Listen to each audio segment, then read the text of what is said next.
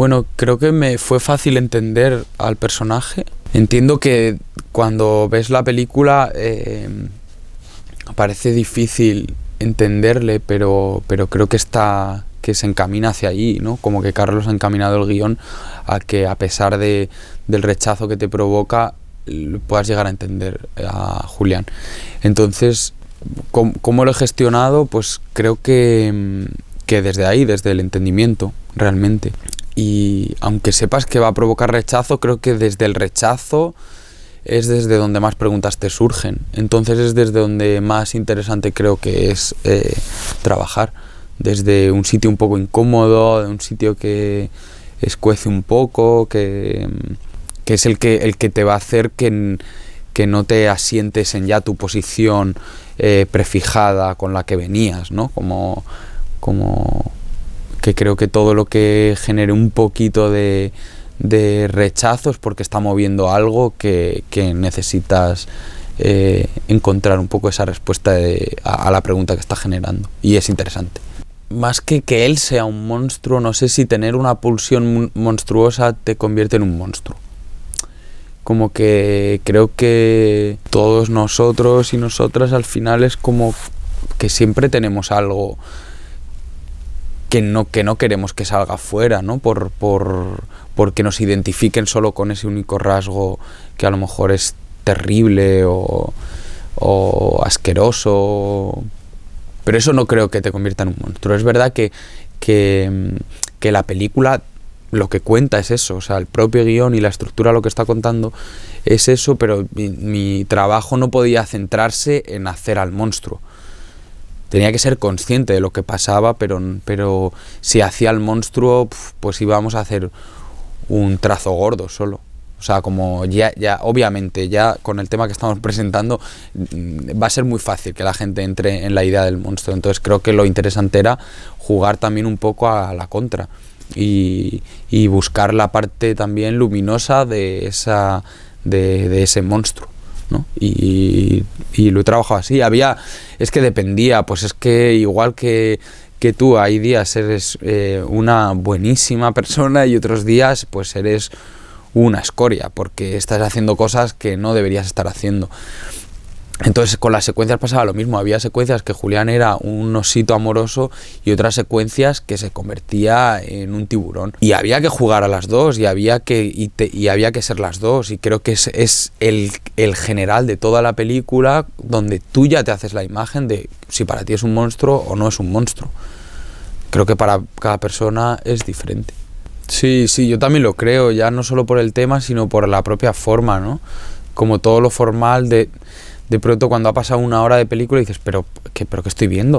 O sea, pues si yo había empezado viendo otra película, ¿no? Y creo que eso es interesante y eso es lo que hace que te empieces a preguntar más cosas. Si es posible que esta historia se esté dando con estos dos tonos que plantea Carlos, ¿no? Como una especie de una historia de miedo que a lo mejor tiende más hacia el thriller o un drama de mucha soledad y tal, con una especie de exaltación romántica a una tragedia griega, ¿no? Como que de repente dices, pero todo esto es posible que esté junto.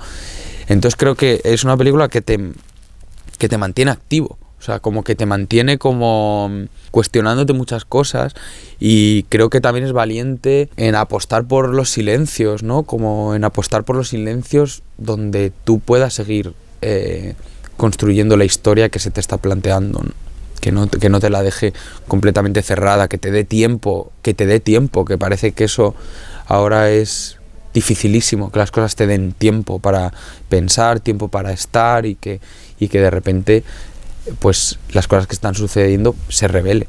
Y me parece valiente, sí, me parece valiente en el contenido y en lo formal, la verdad. La concepción de monstruo es algo también muy social, ¿sabes? Como la idea de qué es ser un monstruo es algo muy social, como que tiene que ver mucho con los tabúes, y esta película juega mucho con eso. Entonces, todo lo social al final está metido en nosotros. Y la idea del que es ser un monstruo o cualquier tabú, nosotros aprendemos a adoptarlo como si fuese un pensamiento propio nuestro. Y a Julián le pasa eso también. Y por eso sufre Julián, porque tiene integrado el tabú y el odio hacia sí mismo, porque es algo que se le ha enseñado, ¿no? Que todo el mundo lo tenemos, ¿no? Como ese odio. Y de ahí nace el sufrimiento.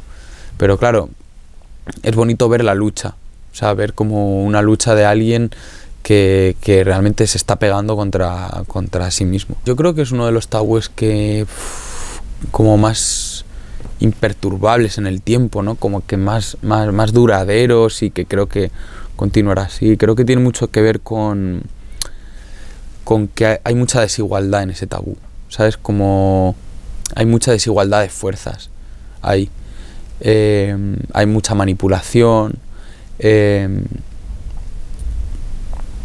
que no sé cómo hablar del tabú. Me parece un ejercicio interesante. Pero siento que es eso, que hay una fuerza muy desmedida de un lado y una fuerza muy indefensa de otro. Y eso es algo que no podemos ver, que ya nos parece muy injusto. Y es muy difícil darle la vuelta, y es muy difícil, no sé. Es que siento que todo lo que diga lo va a desvelar.